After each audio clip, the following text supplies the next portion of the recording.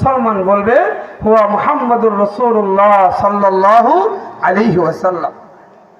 এই তিন প্রশ্নের জবাব দেওয়ার পরে আবার জিজ্ঞেস করবে ওমা ইউদরিকা, ইনি যে মুহাম্মাদুর রাসূলুল্লাহ তুমি কোথায় পেয়েছ? তখন ওই বান্দা জবাব দেবে, নবী বলেন, সে বলবে কারাতু কিতাবাল্লাহ, আমি আল্লাহর কোরআন পড়েছি, ফাআমানতু বিহি, এই কোরআনের উপর আমি ঈমান এনেছি, ওয়াসাদ্দাকতু, এবং কোরআনের বিধানগুলোকে আমি সত্য হিসাবে মেনেছি। বলেন সুবহানাল্লাহ। এই কথা যখন ওই বান্দা বলিষ্ঠ কণ্ঠে বলবে, ফেরেশতা তখন বলবে কদ কুননা না'লামু আন্নাকা তাকুলু হাযা।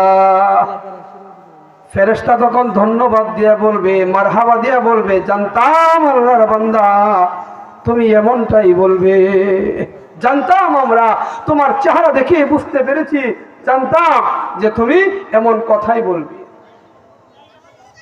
তখন আল্লাহর পক্ষ থেকে বলা হবে যে হে ফেরেশতা, আর বইল না, পরীক্ষা নিয়েছো তোমরা, রেজাল্ট দিব আমি আল্লাহ। আল্লাহ আকাশ থেকে ডেকে বলবেন, ফায়ুনাদি মুনাদি মিনাস সামা, আল্লাহ আকাশ থেকে ডেকে বলবেন, হে ফেরেশতা, আমার বান্দা তিন প্রশ্নের জবাবে আন সাদাকা আব্দি, আমার বান্দা তিন প্রশ্নের জবাবে যা বলেছে সত্য বলেছে, আমি আল্লাহ স্বীকারোক্তি দিচ্ছি আমার বান্দার তিন প্রশ্নের জবাব সঠিক হয়েছে। বলেন সুবহানাল্লাহ।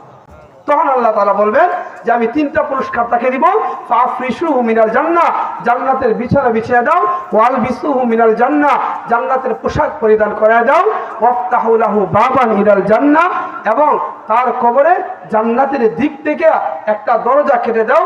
নবীজি বলেন ফায়াতিহি মিন রাউহিহা ওয়া তিবিহা, তার কবরে যখন জান্নাতের দিক থেকে একটা দরজা কেটে দেওয়া হবে, জান্নাতের সুবাতাস আর সুঘ্রাণ তার কবরে আসতে থাকবে। বলেন সুবহানাল্লাহ। আল্লাহ পাক আমাদের সকলকে দুনিয়ায় থাকা অবস্থায় কবরের তিন প্রশ্নের জবাব তৈরি করে নিয়া, কবরের তিন প্রশ্নের জবাব দিয়া, কবরের বড় বড় তিনটা পুরস্কার, জান্নাতের বিছানা, জান্নাতের পোশাক, জান্নাতের দিক থেকে একটা দরজা পাওয়ার তৌফিক দান করুন। ওয়া আখিরু দাওয়ানা আলহামদুলিল্লাহি রাব্বিল আলামিন।